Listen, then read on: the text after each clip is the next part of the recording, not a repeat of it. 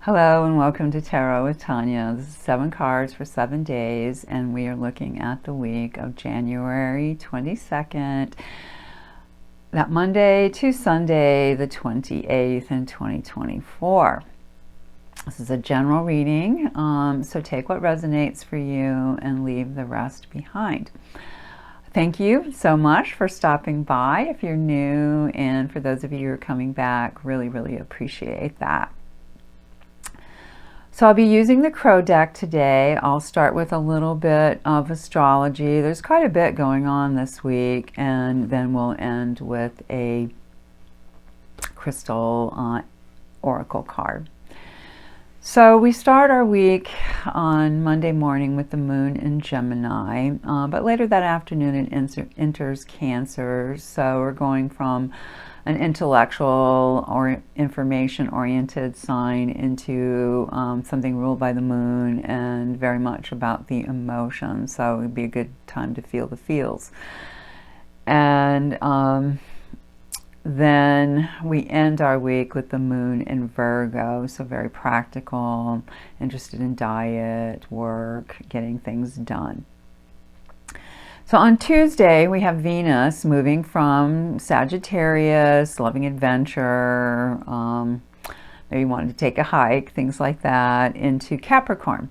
So this is a practical love. This likes stability and solidity in love. Then by Thursday, we have our full moon in Leo. Leo loves drama. Leo likes acting. Leo likes children, creativity, romance. And anytime we get a full moon, well, we're dancing with the potential of lunacy. So hopefully you get a nice burst of creativity and can enjoy that energy in a positive way. Friday, we have the Sun squared Jupiter, and this might feel a little bit restless. We might end up breaking some resolutions that we made for our new year, but that'll be a temporary thing. We just kind of want to watch the quality of the judgment. Squares are energies that can feel a little intense, little pulled in different directions, a little uncomfortable. And those are two big planets, so they'll have a stronger influence that way. By Saturday, we have Mercury conjunct Mars and Venus sextile Saturn. So here we might be very tempted into quite direct speech. That would be the Mercury conjunct Mars, so they're on top of each other, communication and action. So we might want to think before we speak that day.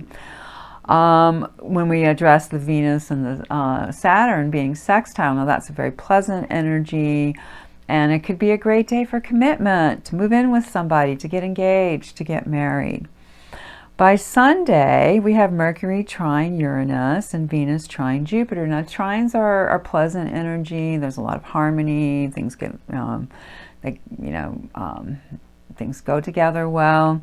So you might have new information come in. Also, though, the surprise part, with the Uranus can be a change of plans. It could also lead to having exciting people come into your life that day. With the Venus trine Jupiter, there could be gracious social encounters, generosity. It can be very good for the art and the culture as well. So, as I said, I'm using the Crow deck this week, and a couple things jumped out at me. And one was that we have 3 people or royal cards this week, and also 3 cups and also 3 majors. So there's a strong emphasis on the 3s, which connect to the Empress, generosity, creativity, abundance. So it feels like a generous spirited week in that way to me. So we begin with one of the people cards, which happens to be a cup, and this is the Knight of Cups. So By Monday, late afternoon, evening, as I mentioned, we're already moving with the moon into Cancer. And this is considered a very romantic card. You know, on the shadow side, it can be somebody who love bombs, a kind of male energy that moves in and says, does all the things that somebody wants, but doesn't necessarily follow through because it's emotional. It's not one of the action signs or one of the solid earth signs. So on the positive side, very open-hearted, very creative, imaginative, and romantic kind of male energy. And when I say male, I mean masculine, not a gender identification necessarily, but just that kind of energy.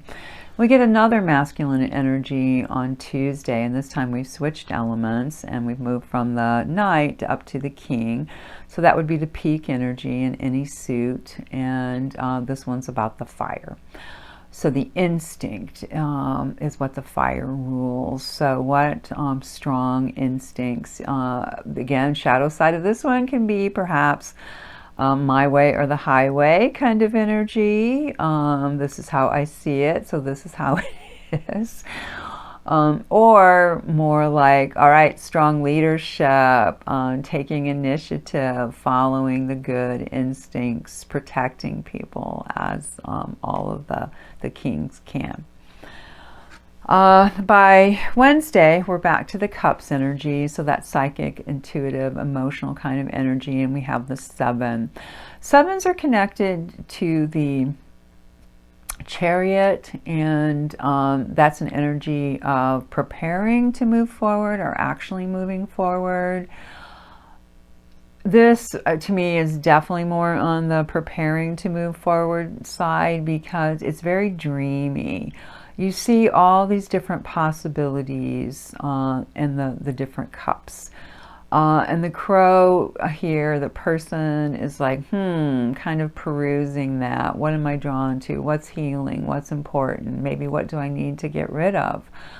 So it could be a bit of a dreamy day that way. You could come across a lot of circumstances or, you know, potentially even a person who represents that for you as well. Staying with the cup, so this is our final one for the week. This is our Thursday card, and we're back to a royal or people card, the page. Pages sometimes are represented as daughters or princesses as well. But it's an initiating energy in a way, an energy that brings in information potentially. This can be the beloved daughter. It can be somebody who's just a little too wishy-washy if you want to take it to the shadow side. But generally, it's a very open, creative, and loving kind of energy, which would be great for our Thursday, and that's that full moon in Leo. So maybe there's some wonderful, open creativity that happens for us that day. When we get to Friday, we get the first of our majors. They all occur over the weekend. So Friday, it's Justice, and the 11 is the number, and that reduces to a 2 in numerology, which connects it to the High Priestess as well. So intuition. Here you see our crow is blindfolded, so Justice is supposed to be blind, which means impartial, that you're not looking at who it is, but more what is right, what is fair, and trying to keep that in balance. So that could be an internal or an external situation, maybe both. What needs to come into balance on Friday? Is there some encounter with some sort of justice? And, you know, that can happen on a micro level as well as a more macro level. So just be aware that that energy could be pretty strong on our Friday. Saturday, we get that second major arcana, and this is the Magician. So obviously connected to magic. The Magician holds all the elements represented by the cups, the swords, the discs, and what did I leave out? The wands. So the magician can throw those different elements up into the air and see what new patterns can be found, what new configurations can be made. How do we bring magic in? How do we work with magic? There's the idea that magic is everywhere. So being aware of that, being aware of, on the light side, how we might use magic, how we might benefit from it, see it. When I say it can just be like, it's a beautiful sunset, there's magic in that. Oh, I saw some birds doing something wonderful, some kind of communication going on. It can be very natural. And the dark side is, again, watching out for being manipulated by it, or, you know, trying to manipulate someone with that. So, you know, I think it's a beautiful energy and very initiatory, and hopefully we can find that magic in our Saturday. When we get to Sunday, the last of our majors, last of our cards for the week, of course, and this is the Emperor. It's a 4, so it's very stable. That is the Earth number. And strong executive function here, can really get things done, likes order, doesn't like chaos. You know, of course, the darker side of that can be wanting control. So just kind of being mindful. Again, it can be external or internal. If you're looking for some control, what are things in your life that you can maybe organize, get put in place, fiddle with to make stronger, and, you know, to feel fortified in that way, because there could be that kind of desire and energy connected to our Sunday. All right, so we will finish with our oracle card from the Crystal Angels book, and fluorite is what came up for us this week, and I think it is such a beautiful crystal. I love it. You really can't get quite a very good idea, I think, from this card of what it really looks like. There is a lot of purple in it, green, sort of a bluish color as well. There's a lot of variation. It's very beautiful, I think, and if you haven't seen it, I encourage you to look that up. So it stands in this book for natural beauty and authenticity. It is a card about feeling comfortable and happy with your natural self. Perhaps you had been trying to conform to others' expectations and lost yourself along the way. Now it's time to be you, wonderful and amazing as Spirit created you. This may involve you speaking more authentically from your heart, letting people know your real thoughts and feelings. You may detach from people pleasing or worrying about others' approval. And, you know, we're very conditioned to do that. Unfortunately, I think women maybe even more so, but, you know, it depends on your upbringing, your circumstances.